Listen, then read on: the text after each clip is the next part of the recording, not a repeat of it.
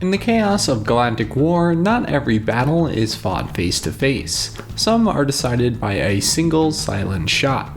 From a clone sharpshooter to bounty hunters, imperial scout troopers, and everyday people, let's take a look at some sniper rifles in the Star Wars galaxy. Getting started off with the bounty hunter Fennec Shand, who utilized a custom MK sniper rifle. She was very skilled and ruthless as she worked her way up the criminal underworld, becoming a renowned bounty hunter and gaining a reputation as a cunning and elite mercenary. And with her MK custom modified sniper, it had enhanced scopes and was capable of hitting targets at considerable range with strong enough firepower to back it up. And the rifle was manufactured by Merson's Munitions Incorporated and was the trusty sniper rifle used by the bounty hunter Fennec Shand. And another sniper rifle manufactured by Merson's Munitions was the 773 Fire Puncher sniper rifle, otherwise known as the 773 Fire Puncher, utilized by the Bad Batch and specifically Crosshair. And the 773 Fire Puncher rifle was very customizable. It could act as a blaster rifle, grappling hook launcher, and a homing beam dispatch. And the weapon was capable of firing many different types of ammo, including electric darts and trip wires. And even just the plain standard 773 Fire Puncher was a very powerful weapon, and the only character we know to use a 773 Fire Puncher is only Crosshair. So not even other clones sharpshooters use a fire puncher, it was only designated to Crosshair.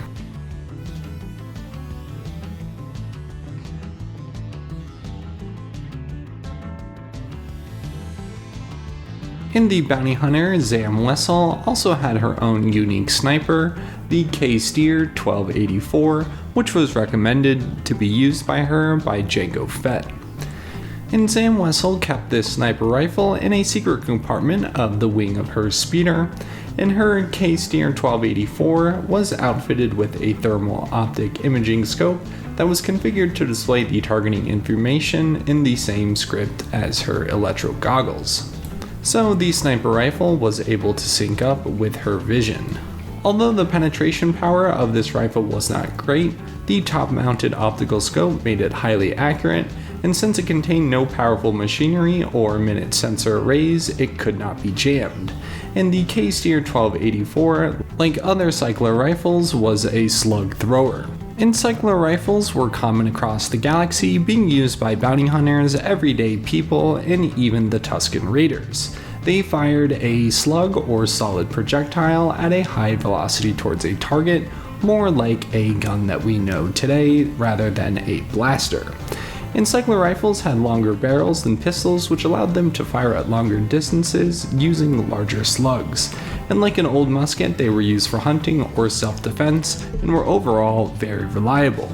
And very similar to a cycler rifle was the Am-Bam Phase Pulse Blaster, and it was a type of disruptor sniper rifle that was capable of electrocuting opponents and completely disintegrating them. So when you took a shot with the Am-Bam Phase rifle, there was little evidence left when you hit your target.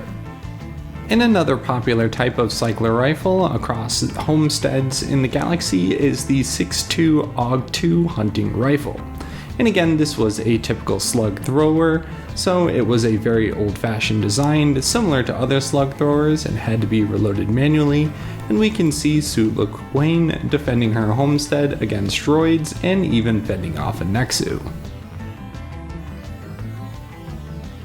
And now taking a look at mass-produced sniper rifles that were used by galactic armies, such as the E5 sniper rifle, which was used by Confederate sharpshooters. And the B-1 battle droids that used the E5 sniper connected the rifle's targeting scope to the battle droid's photoreceptors, which they saw a red lens or reticle. And specialized BX commando droids also utilized the E5 sniper when targeting at a distance. And in terms of the Imperial Army, Imperial Scout Troopers were armed with a DLT-20A laser rifle, which was a very powerful charge-up sniper, and we can see Imperial Sharpshooters using these as well. And the Empire also issued out DLT-19Xs, which again can be seen being used by Imperial Scout Troopers and even Death Troopers. Interestingly enough, the clones didn't have a specific sniper rifle that was issued to them. Instead, clone sharpshooters got a different visor attached to their helmet, and it integrated with the DC-15X.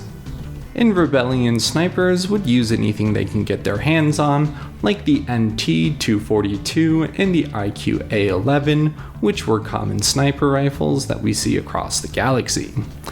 And in the Andor series and Rogue One, we can see that Cassian Andor has a number of different convertible pistols that can convert into a rifle or sniper rifle.